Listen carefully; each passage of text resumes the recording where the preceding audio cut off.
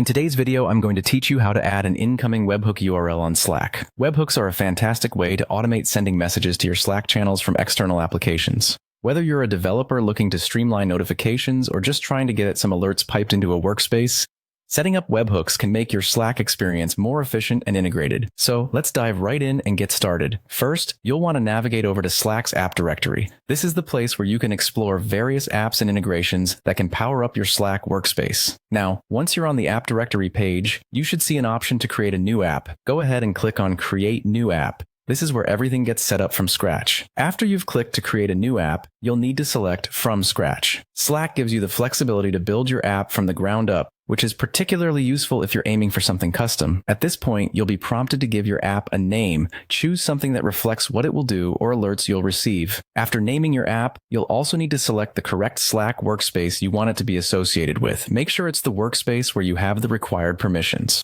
With your app ready and linked to the workspace, you'll find yourself at the app configuration page.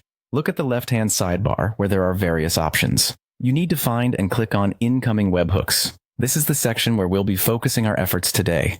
When you arrive at the Incoming Webhooks page, take a moment to locate the toggle that says Activate Incoming Webhooks. Flip that toggle on to kickstart the process. Now that your incoming webhooks are activated, it's time to add a new webhook. Click on the button that says Add New Webhook. At this stage, you'll need to choose the specific channel where you'd like the messages to be posted. This is important. Select a channel that's relevant because the messages sent to this webhook will appear there. Once you've decided on the channel, hit Allow to grant the necessary permissions. Finally, you'll receive the newly generated webhook URL. This URL is like the endpoint for your messages, and it can be used in other applications to send data to your Slack channel. Simply copy the URL and store it somewhere safe, or directly use it in your integrations. And there you have it. You've successfully added an incoming webhook URL to your Slack workspace, opening up numerous possibilities for automation and integration.